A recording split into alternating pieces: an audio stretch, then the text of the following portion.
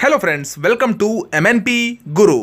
जानेंगे wild life conservation क्या होता है, इसकी ज़रूरत क्यों है, कैसे आप वाइल्ड लाइफ को कंजर्व कर सकते हैं। साथ ही साथ सबसे महत्वपूर्ण सवाल कि इसमें ह्यूमन बींग्स का क्या रोल है।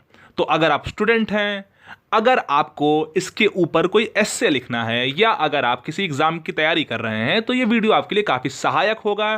क्योंकि अगर आप कोई स्टेट लेवल के या सेंट्रल लेवल के कोई पब्लिक सेक्टर कमीशन का एग्जाम दे रहे हैं तो वहां पे भी अक्सर वाइल्ड लाइफ कंजर्वेशन के क्वेश्चन जरूर आते हैं। तो ये वीडियो काफ़ी इंपॉर्टेंट है।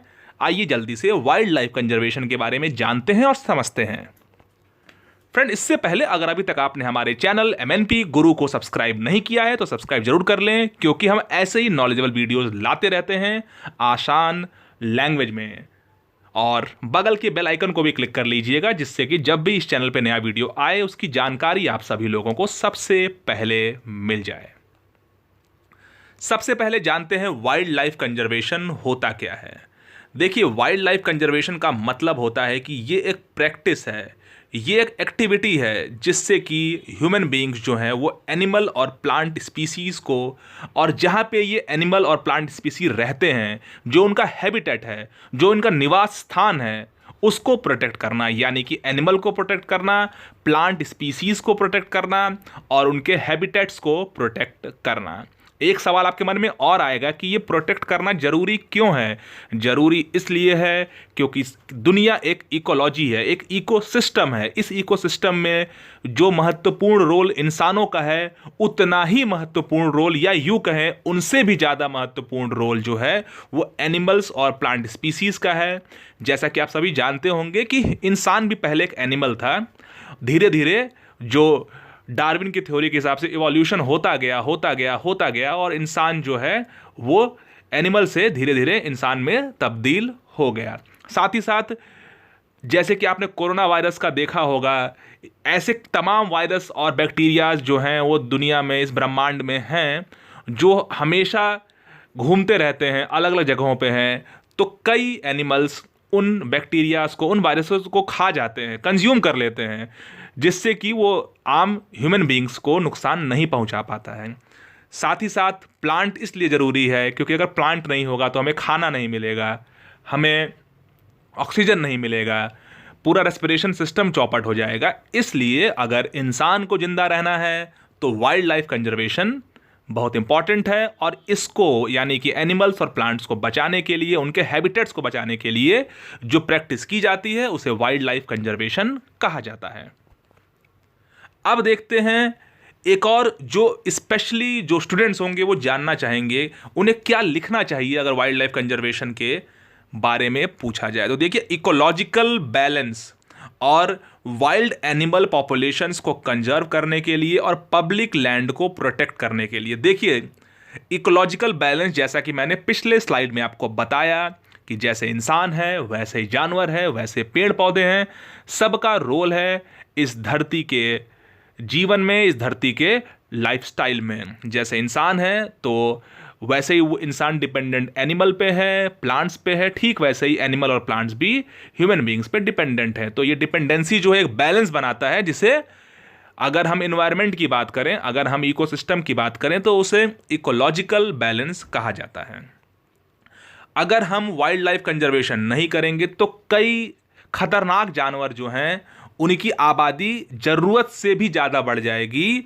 तो उनके पॉपुलेशन को कंट्रोल करने के लिए भी वाइल्ड लाइफ कंजर्वेशन जरूरी है। अब देखिए, इसके दो पहलू हैं। बिल्कुल ख़त्म हो जाए अगर वाइल्ड एनिमल्स, वो भी नुकसानदायक है। जैसे कि आप में से कुछ लोग जानते होंगे, टाइगर जो है वो कीमैन स्पीसी है। इसका मतलब क्या होता है? अगर आप कोई इकोलॉजिकल चार्ट बनाएंगे तो आप देखेंगे कि सबसे जो टॉप पर है वो टाइगर रहता है कीमैन स्पीसी में। टाइगर जो है इस इन्वायरमेंट को बैलेंस करने में सबसे इंपॉर्टेंट है। इसीलिए सरकार दुनिया की, भारत की सेव द टाइगर जो है हमेशा अभियान चलाती है और हर 4 साल पे करीब टाइगर के पॉपुलेशन का काउंट भी होता है।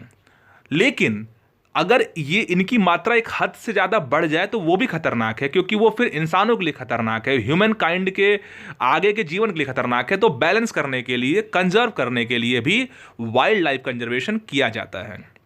साथ ही साथ अगर ये वाइल्ड लाइफ अगर आम बस्तियों में, आम जगहों पे, आम शहरों में अगर घूमना फिरना शुरू कर देंगे तो उससे भी खतरा बढ़ेगा इंसानों पे। इसलिए अगर उनको एक जगह हम कंजर्व कर दें, जहां पे वो पाए गए हैं या जहां पे वो रहते हैं, उसको कंजर्व कर दिया जाए, उसको सीमित कर दिया जाए, उनका घूमना फिरना, रहना, खाना पीना सब वहीं कर दिया जाए, तो इसलिए वाइल्ड लाइफ कंजर्वेशन जरूरी है।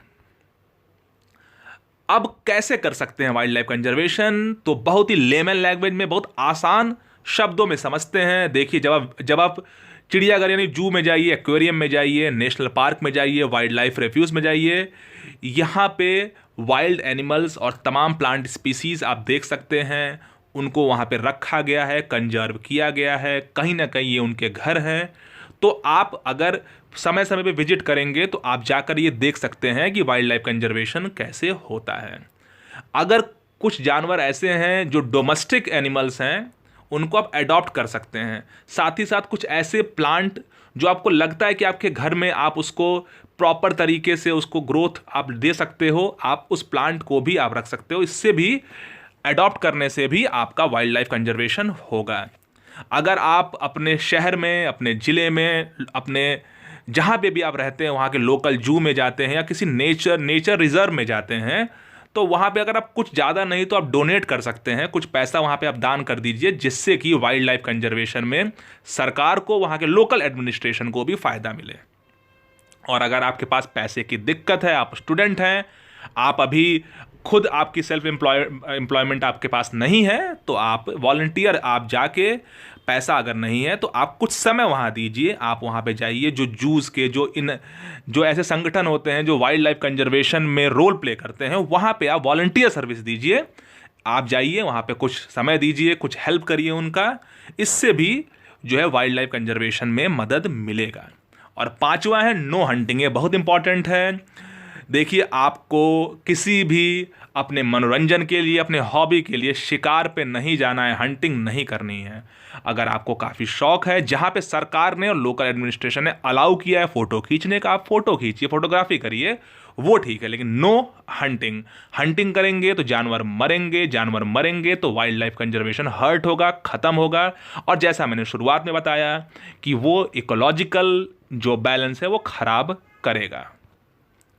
तो अंत में क्या कंक्लूज़न हमने किया कि हमारे लिए और हमारे आने वाले फ्यूचर जनरेशन के लिए वाइल्ड लाइफ कंजर्वेशन और उनके हैबिटेट्स को, जहाँ उनका निवास स्थान है, उसको बचाना बहुत ज़रूरी है। और तभी इंसान, तभी ह्यूमन बींग्स जो है वो नेचर के ब्यूटी को एंजॉय कर सकता है। अगर आपको ये वीडियो अच्छा लगा, इसको लाइक करिए। अगर आप ऐसे और भी वीडियोस चाहते हैं अलग अलग टॉपिक्स पे, तो आप कमेंट सेक्शन में बताइए। ज़रूर आपको आसान शब्दों में, इजी लैंग्वेज में वीडियो मिलता रहेगा। अगर वीडियो आपके साथ के आपके दोस्तों को भी अच्छा लगे तो आप उसको शेयर करिए, और चैनल को सब्सक्राइब नहीं किया, सब्सक्राइब भी जरूर कर लीजिए। तो अगले वीडियो तक have a nice day, keep smiling, जय हिंद।